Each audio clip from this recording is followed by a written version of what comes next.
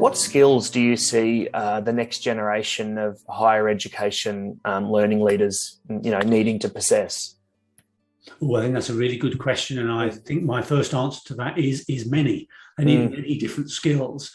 I think resilience and agility in response to continual and large-scale change. But I suppose that's not just for leaders. I think that's for everyone in higher education, that we need to be more resilient and have an agile perspective of doing things, responding appropriately. But I think leaders will need that skill in spades. I think they really will need to be able to drive that appropriately through their resilience.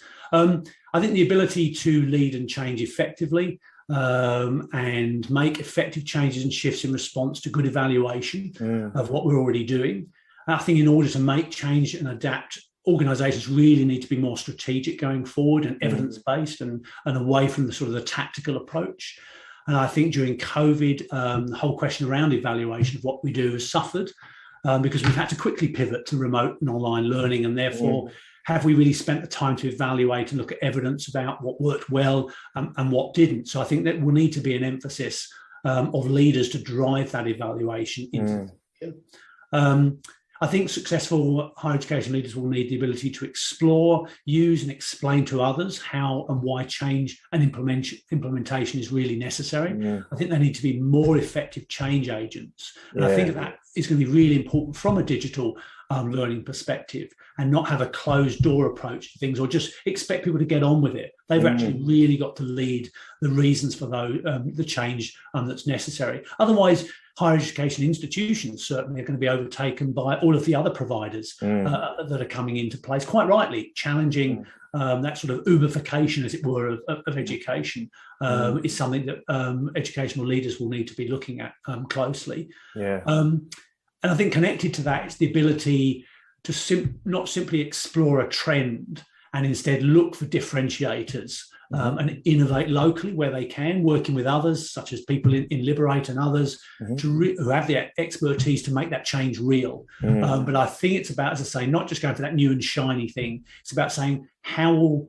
that innovation work for us? Or this is our problem. How do we solve it through digital technology and other things? And then finally, I think leaders need to be accountable for all of the outcomes.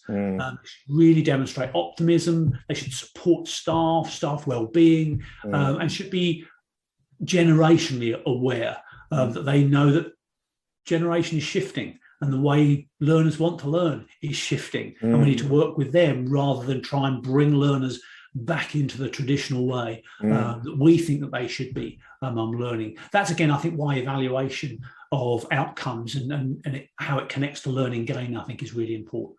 Some interesting points there. And I think like myself as a former teacher, I was a high school teacher for 10 years. So I reflect on some of my own observations in that industry, hearing you talk about that. And I think that change management's a hugely important thing because it kind of works on two levels in education. You've got the educational leaders that are changing the behaviour of staff, and then you've got staff changing the behaviour and understanding of students. So it kind of has a flow-on effect. And I think I think traditionally people might have thought, well, we've taught this or we've implemented this. That might actually be different to it being learnt and actually changed. So there's often a disconnect there between a piece of learning, a piece of teaching, I should say, and the actual learning that's occurred as a result of it. And I think it's a shift away from that box ticking relationship with learning and with education, where it's like we've got this list of things that we know we should really do it, and we march through it and we tick it off. And then next year we roll into the next lot of stuff without any kind of understanding of, well, has it actually been taken up by people? Yeah, I think it's a real shift to design and evaluation. We really purposely design based on evidence base that's there, but then we evaluate to produce the next set of evidence to show, did it work appropriately? And we'll all implement it in different ways. And I think that's the exciting thing about education. We're not saying people can't be creative still, but it's that space of saying, You need to bring people on board with you, but then you need to see whether there's really good outcomes from that. And maybe you'll adapt that thing because it's not working quite well enough, but actually that small adaptation means it's now going to work fantastically for that set of learners. Or if something doesn't work, hasn't got the right fit, you say, okay, well, we're not going to spend more time on that. We need to look at something different to the answer that we want. So I'm sort of coming up with this sort of idea of design evaluation approach much more to curriculum development. Yeah. I think it's really important because the notion of just sort of marching through the curriculum or marching through the suite of learning, irrespective of the outcomes, is probably something that some organizations still fall into the trap of. And that's because they're time poor and they're under the pump and they may be under resourced. And I get it. They're not doing it, out of ill intent.